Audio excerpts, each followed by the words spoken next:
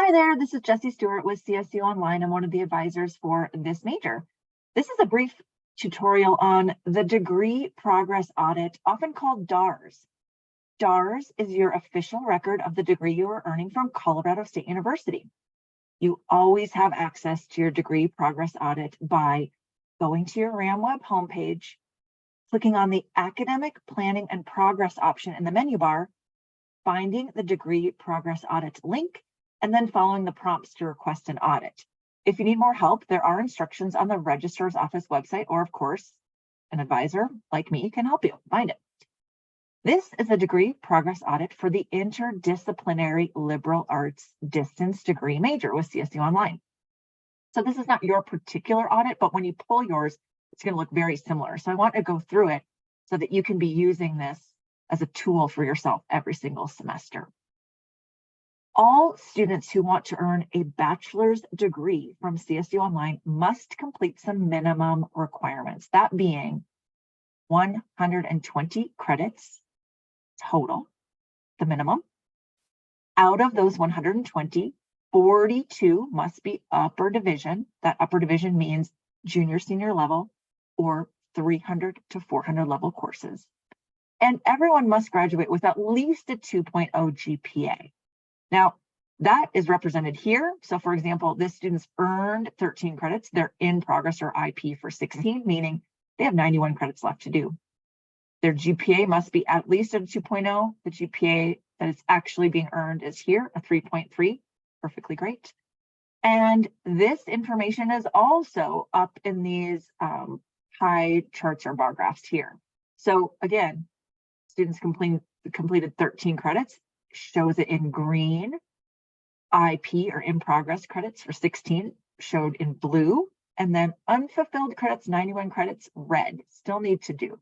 That's here and here. There's, the key is here. It's a really useful document. So let's go through it because the document, the DARS, is organized into different categories. First is the all university core, then the major requirements, then other requirements like the second field and elective credits and academic history, transfer credits, things like that. So let's start with the all university or AUCCs. So the first AUCC needed is an intermediate writing, and the student's taking it right now. Composition 150. It is in progress. It's blue. So the minute the student earns a grade for this course, it will turn to a green check mark and they can move on. Next in the all university core is a quantitative reasoning course. And again, all these classes are clickable. So you can see, well, what are these math classes? I need a math. What is it? You can click on them. Typically for interdisciplinary, I recommend Math 101 or Stats 100 or Stats 201. But if you're taking particular minors like econ, you will need a higher level math, and we can talk about it. Everyone takes the all university core diversity, equity, inclusion course.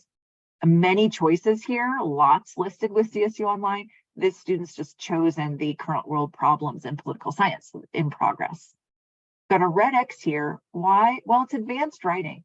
Cannot take advanced writing until the student is done with composition 150, and that student's in progress for it right now. I usually recommend advanced writing when students are juniors, so over 60 credits.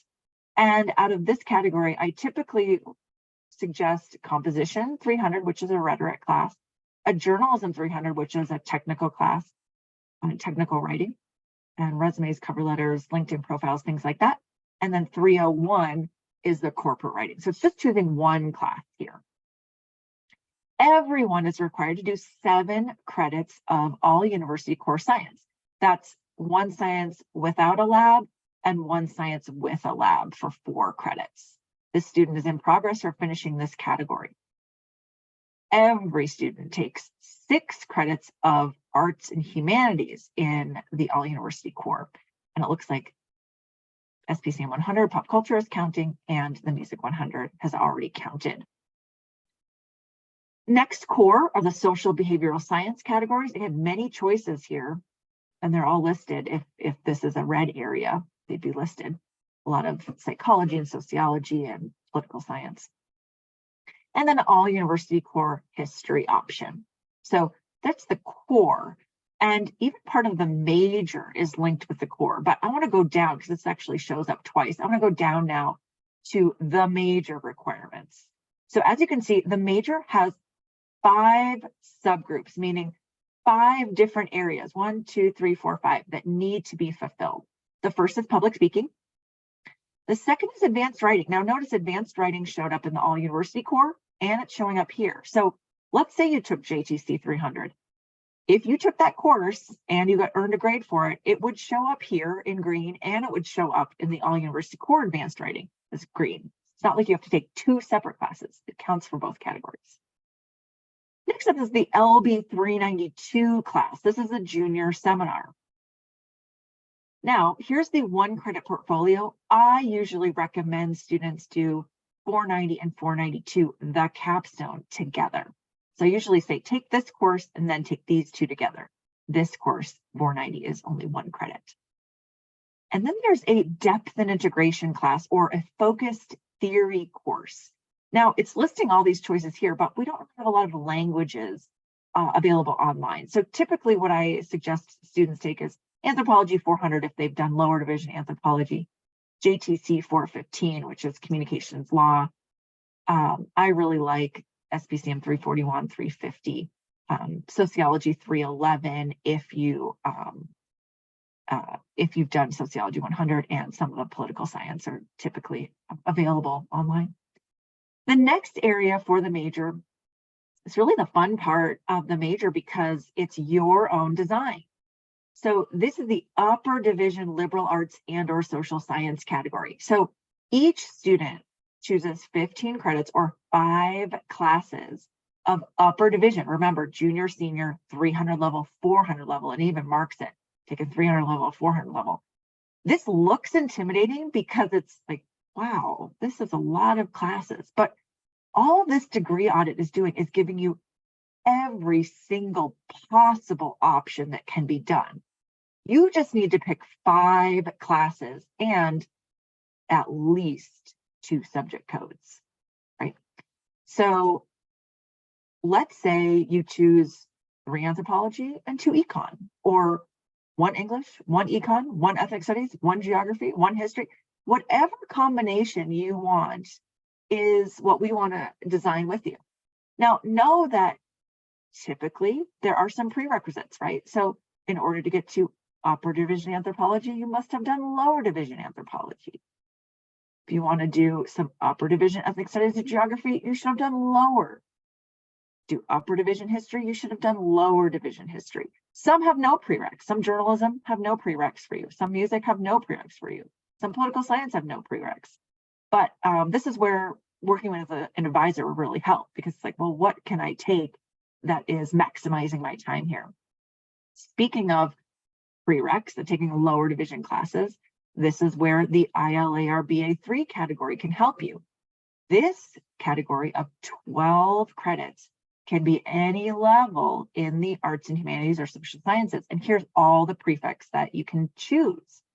And so maybe your lower division geography goes here, your lower division ethnic studies goes here, your lower division anthropology goes here first, so that you can start taking some upper division.